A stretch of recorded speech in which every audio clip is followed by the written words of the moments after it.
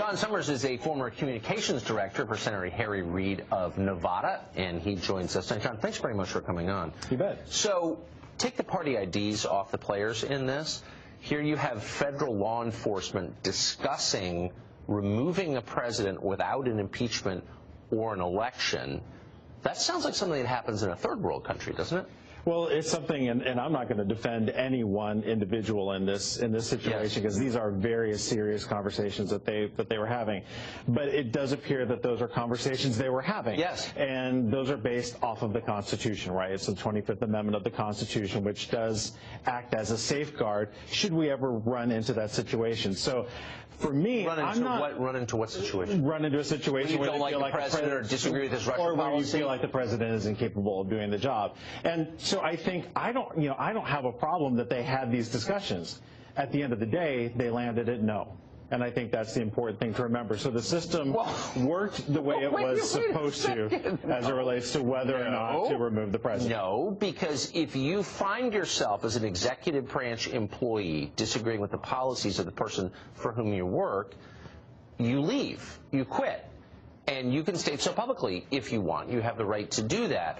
What you're not allowed to do is try to take power from the one elected guy in the entire branch of government, because that's not democratic. It's the opposite of democratic, but that's what they tried to do. Agreed. But what you're saying is that they were considering it because they didn't like the policies, and I don't think that's the case at all. Why were they considering There's a genuine concern about how Russia was involved in the 2016 election. Okay, but so the amendment was written after Woodrow Wilson suffered a stroke in office and his wife wound up running the country. I guess she was a fine president, but we didn't want to repeat that. So this was specifically written, and every lawyer knows this, including the ones at the FBI, for a president who's incapacitated, not for a president whose policies you find repugnant or disagree with or don't. You know what I mean? Just because he's not a neocon doesn't mean that you can remove him from power. I agree. And again, I don't think that's what they were thinking about. There was big concern. Again, when you look at the timing of McCabe going into office, and again, he's obviously a flawed messenger in many ways, but when you look at the time that he was elevated to his position was right after James Comey was fired.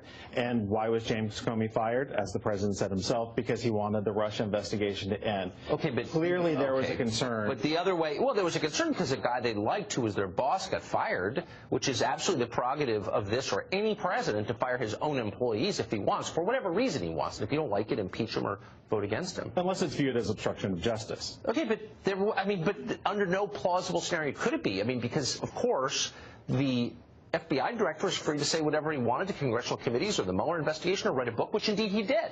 So it's not obstruction of justice. It's not to prevent justice from working its way to its conclusion. I just wonder, why are liberals all of a sudden defending this radically empowered federal law enforcement agency? You don't see this as a threat to the Kamala Harris administration 2 years from now, for real? Yeah, no, and I get the question. I don't see liberals defending this. I think what we're defending is protecting the investigation. So we have a good understanding of exactly what Russia was doing in the 2016 elections and whether they were aided by anyone here in the United States. And part of that question centers on the President of the United States and some of his closest associates. But we've spent 2 years looking into that, and the conclusion of the Senate committee that looks into it is there's no collusion. That's not true. That's what the chair of that committee said. That wasn't a statement from the committee as a whole. Okay. That's what the chair said. Is there a point at which... The ranking member, just to be fair, the ranking member said he disagreed. So no, the ranking member did not say that... And official court documents have come to the conclusion that there was some collusion. We saw that in Manafort documents, and we've also seen it in the Roger Stone documents. Whether that collusion rises to the president is the question. Okay, just for the record, there's no, quote, collusion with Russia in the Roger Stone indictments. Okay, no one has been indicted for colluding with anybody so far. Acting as a liaison between WikiLeaks on behalf of the Russia. But that is not, look, it's not a crime and it's not collusion. But leaving that aside, I just want to end on this. Does it really honestly, as a citizen, not bother you that a federal law enforcement agency discussed removing the President of the United States by non-democratic means for basically disagreeing with them and firing their boss? That doesn't bother you at all? The premise of your question, if that was the case, would bother me. That's not what that was about. Let's leave the last part off. Whatever it was about. I'm comforted by the fact that they fine, they had the discussion as provided by the 25th Amendment, and they landed on no. So again, it's like saying, you know, I talked about killing my wife. I didn't do it. You know what I mean? And there's a difference. Like, I'm not a murderer. It's like, oh, yeah, but you discussed it. What does that say about you? Something ominous, no? What it says is less about the people and more about the concerns they have about the president, who's trying to stop an investigation into his campaign. If he's got nothing to hide, he should have nothing to fear. Okay. Give me your email password if you've got nothing to We'll talk about it off air. John, thank you very much. Thank you. This is a Fox News alert. Major developments out of Washington. President Trump says he will declare a national emergency in order to build his border wall. You are looking live at the Senate floor, where lawmakers just passed a budget bill to avoid another partial government shutdown. It now heads to the House. The president says he will sign the bill and will then declare the national emergency. The White House describing the plan, saying, quote, President Trump will sign the government funding bill, and as he has stated before, he will also take other executive action, including a national emergency, to ensure we stop the national security and humanitarian crisis at the border.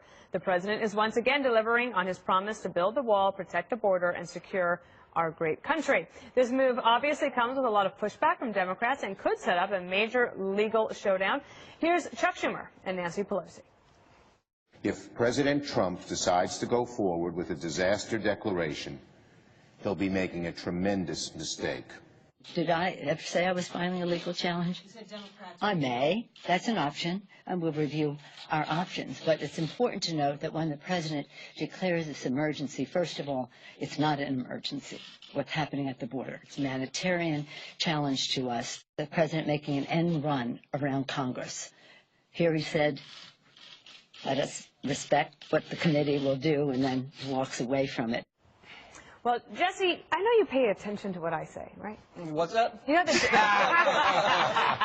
the last day that when the shutdown ended and he said they're going to do this compromise bill? I said at the end of it, he's still going to declare a national emergency. And remember what I said? I also said, I don't know if we're ever going to get money for the wall. And if you look at this, there's no money for the wall. This thing is packed with so many poison pills and landmines. There's a lot. If you just look at just one right here, it prohibits construction in the Rio Grande Valley on federal land. The entire Rio Grande Valley is like federal land you can't build the wall on. And it says what type of wall you can't build, what you can build. And the worst part, you have to consult with local elected officials in the area before they sign off on a wall. So Beto gets a say on whether the wall gets built. It's total garbage. I don't know how these Republican negotiators got smoked, but they got smoked hard. It's clear that the Democrats are never going to give them the wall, but you didn't think the Republicans were going to go along with this. How could they allow so many poison bills in this negotiation? It's atrocious. Fox News polling says 66% of the American people want a budget deal with border wall funding. Yet, there's no border wall funding in this bill. So he's been sabotaged. He has to declare a national emergency. I don't like the idea of a national emergency, but one. U.S. Code 2808 and U.S. Code 284 give him that authority. You know, I love being on this show with you because you flip-flop from day to day to try to make excuses for Trump. Yesterday you said, this is not a bad deal, 55 miles. Until I read what was in it. No. And that's the thing. We put this in at 1 a.m. last night. Let me get this no straight. one has read this bill. No one has read the bill. It's like Obamacare. What you said yesterday is not true, Jesse? It's not 55 miles? I changed because I read the bill. That's what happens when you read one. You change your opinion. Yeah, and you scream. Let me just say, this, to me, is an outrage. I mean, this is like a tyrant who says, I'm going to go around to Congress, forget democracy, I'm going to do what I want, and I'm going to please the far right-wingers on talk radio who apparently have all the power and have his ear because guess what? He had a deal in December, and he said no to it, even though it was bipartisan, endorsed by Mitch McConnell. He now has a deal today, passed by a majority of Republicans, endorsed by Mitch McConnell. He goes around the Congress, he goes around Republicans, and sets his own agenda in line with people who are in his ear from the talk radio show crowd. The fact is, by the way, CBS poll, 66% of Americans say no to a national emergency for this wall. In Fox polling, 56%. Fox has 50% opposed right now opposed to any wall construction.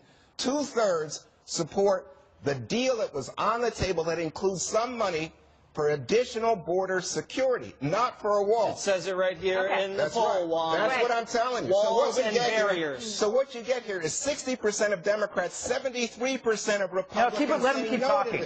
Let him keep talking. Greg, I was going to ask you about the president now going into 2020. Yes. Now he could run against conservatives, the Republicans in Congress, and the Democrats on border security because he'll say that they didn't give what the people wanted. Yeah.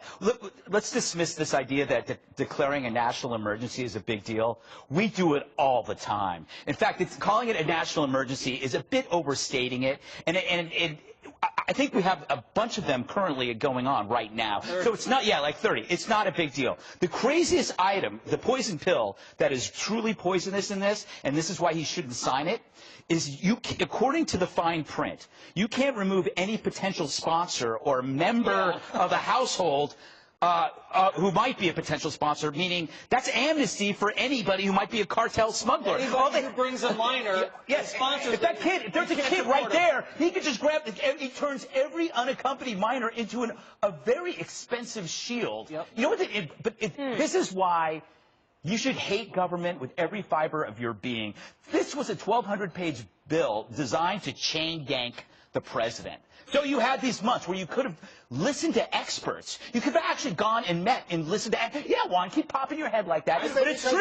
The Democrats ignored the advice of the experts. Instead, they created a bill just to yank him. That's why he should declare the national emergency. Juan, I listened to you Juan, for 4 minutes. It's Republicans and Democrats who voted to pass this bill. Which is a and mistake. if you'll recall, Donald Trump said, I have here a tweet, November 2014, Obama subverting the Constitution because he's unable to. So you're okay? You're okay with this idea that you can't remove any potential sponsor? You're okay with that? What does that have to do with Oh, you didn't read the bill, did you, Juan? I'm saying to you, Greg. Juan didn't read it.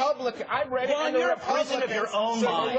You're a prisoner of your own mind. In other words, you don't even support what Republicans do. You only support what Trump does. No. I think for myself, you should try it. You should try it. These are the talking points. What he's talking about, though, this thing about the sponsors is the main point. That's going to incentivize the child trafficking, which is part of the humanitarian crisis that Trump and Republicans are claiming that they want to solve.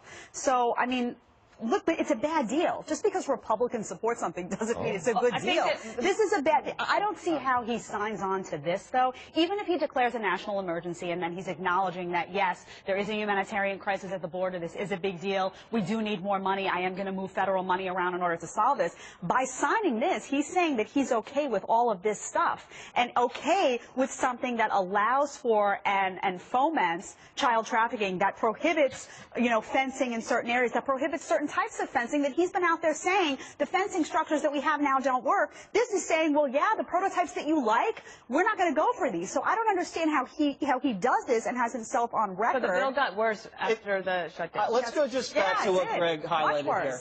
If you're a cartel member, you're a human trafficker, and you bring a child across the border, this legislation says they can't deport you. Yes. They give amnesty to cartel members and human traffickers in this bill. Or if you're thinking about sponsoring a minor, or if you know a minor in the United States that you'd like to sponsor. Basically anyone. It's pretty much anybody that has any relationship with an unaccompanied minor gets a pass under this bill. Juan, even you can't agree with that. Let me just say this.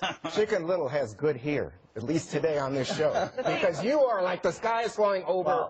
Just saying it's a bad bill. I forgot what you said after you complimented my hair. The reason that President Trump cites for this is, in this bill I can't move around the funds that I want to, because remember he was saying, well, I want to move additional funds in order to supplement the limited money coming for what yesterday Jesse praised as the 55 miles given to him by Democrats. Before I read it. Now he's saying, it's about children. or it's about He's been saying it's diseased about children people, for a or long it's about time. there's a caravan of invaders. Yeah, remember when Aren't you thought the getting sick of caravans this? were a big problem? This guy just lies, and there are people who Two will do kids anything died, to Juan. I guess that defend wasn't a him. problem. Oh, get out of As here. far as, It's the national, true. as far as the national emergency, too, interesting. They're already shifting the language, folks on the left. Chris Hayes had tweeted out, I mean, climate change really is a national emergency. Yeah. So now what you're going to have is every left-wing activist is going to come forward and say, well, if he's going to use this for a national emergency, I'm going to use that. Even though we have existing national emergencies, the fact that Trump makes this contentious issue a national emergency, I promise. I'm declaring that Juan is a national Here's emergency. what I'm declaring to you. Not one of all these 30 previous national emergencies allowed a president to spend unauthorized dollars, which is what Trump Did wants you to have do. a It problem might end with up in Obama's court, executive and then we order? gotta go.